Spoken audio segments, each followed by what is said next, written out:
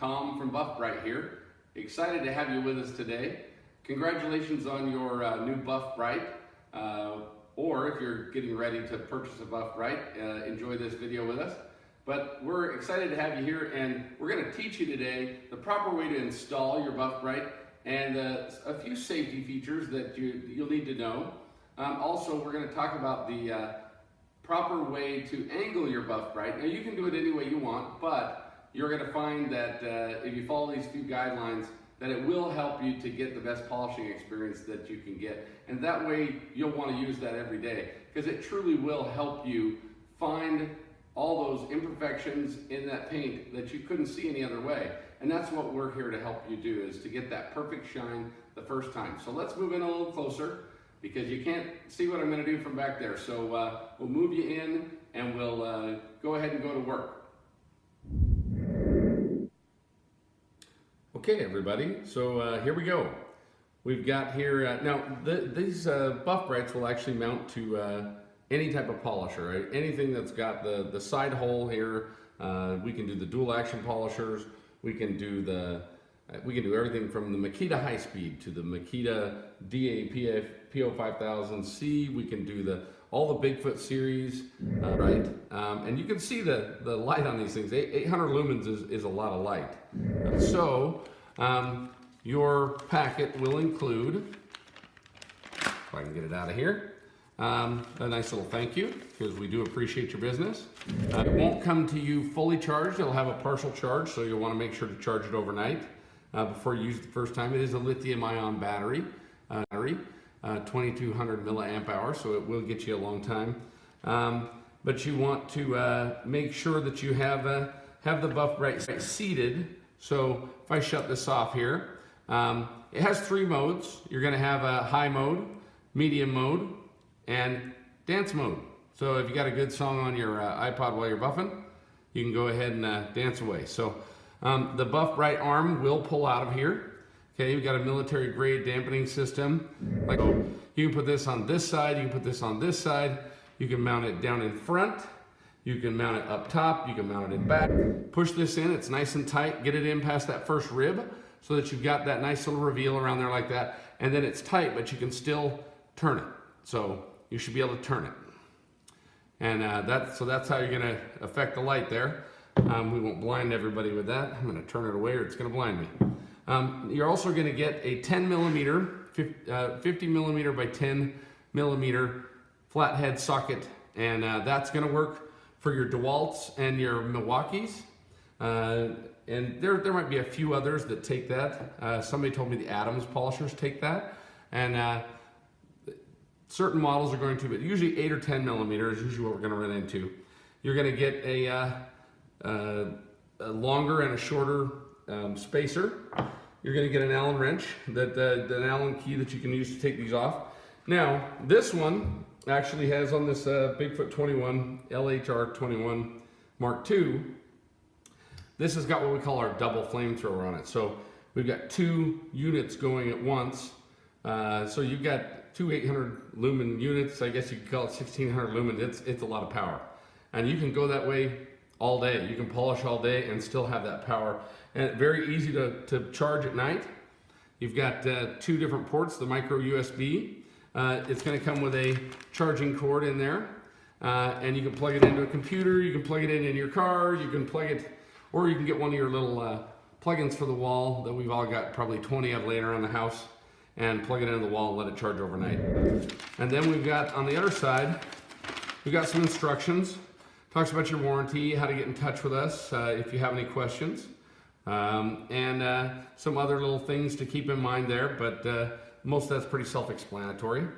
But on the back of here, you're gonna also have a thing that's gonna show you the different types. So it's gonna say, okay, for the 8 millimeter bolt, 8 millimeter by 40, you're going to use the smaller, and you can see it comes with them on there, the smaller little lock washers, tooth washers on there, the smaller spacer, and it tells you which type on kit A are going to mount to that. And then kit B, how it's going to mount with this, and the longer one, okay? The Rupes is going to take the longer one, certain one's going to take the longer one with this 8 millimeter. And then down here, it's going to talk to you about these. Now, there's actually one scenario on the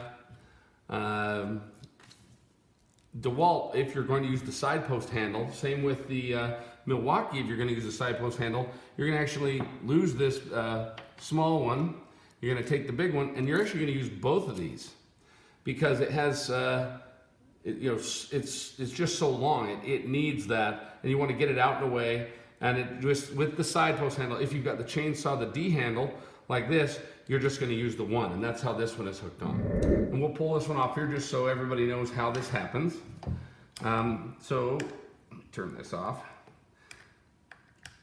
If I can get that going. Now the one big key to this is you want to make sure that you get it nice and tight, because you don't want to be moving it around a lot. You're going to find a favorite spot that it works at. And as I said before, you can mount this in a lot of configurations. Some guys are taking this and they'll move the buff Brite arm on the Rupes, and I really like it this way too. But it just depends on what your preference is. So, but some guys are liking to mount it up here like this, and it's really awesome. And it'll just mount right there. You can still keep your hand on here. You can put this right down. It's not going to go anywhere. You can cast that light. You can adjust it and cast it where you want it. And it's an amazing way to go. I tend to buff over here. This is my field of vision. Some people polish up here. Some people are back here, over here. It just depends on where your field of vision is to how you're going to mount that. You may be left-handed. You may want to actually put your right hand on this, have this on the left side. I am right-handed, so for me, my favorite position to mount this is I'll take and put this in here for the Rupes, and I'll put my long one on, or excuse me, I'll put on my lock washer, then I'll put on my longer spacer, and then my shorter, or the other washer, lock washer, and then just start it by hand always first, and make sure you're getting your threads in there, and then just go ahead and get it to where you want it, and then get it right back there. And I like to buff with it back here, and I'll show you why in just a second. This light is actually a cross-cut light. It's got 6 separate lights that are all meeting to one place, and that creates kind of a halo effect, and I don't know if you can see that. Move this just a little bit. It creates kind of a halo effect as they all meet, and you get different, and that's what shows us all of our imperfections of our paint, is that edge of that light. If it was all just a flood light, it's not going to do it. It doesn't give you the same effect. This has a warm Kelvin to it. If we tried really a nice hot Kelvin with a lot of brightness to it, but the problem was it was so bright that you couldn't see the imperfections. But by having that as a medium, it really makes a difference. It does not blind you. It does have those edges and shows those holographics and all the things that you're trying to take out. So anyways, this is my favorite place to buff with it, is right here, because it's back out of the way of the head of the polisher. I get a wider light. If you take this light and get in closer, like say when I have this down here, you can see it makes kind of a little bit of a circle, which most guys don't mind, and they'll go out like this, and it works great. And over here, you can do the same thing in my field of vision, and you'll get that same look right there, and you can have it right in here. But the farther you get it away, the wider it is, and I can still tune it in and fine tune this light. And that's what's so cool about it, is you can fine tune it to exactly what you want. I want that fine tuned right about there. So I'm gonna go ahead and throw it in there. And it just gives me that perfect, that's right where I buff. That's money right there. That's where I'm at. So, but I also, when I'm using a Rupes, sometimes I'm looking over here a little bit. So I love the double flamethrower. It just works incredibly well for me. But once again, I'll turn this off, and you can see it's still not bad. I mean, that's a lot of light. If I was to turn the lights off, I'll turn this one off for a second. Turn this one off. That's still a lot of light, and that's with the lights on. I've got all the lights on in the shop, so we can really still see a lot of difference. And the scratch is better on white with this light, because that cool blue kind of a light that it throws, being not white, it tends to throw out enough of a cast that it'll even show up the imperfections that you get on white or yellow or any of those colors. So that's kind of the instructions. That's kind of what we encourage you to read those. and take a look at it.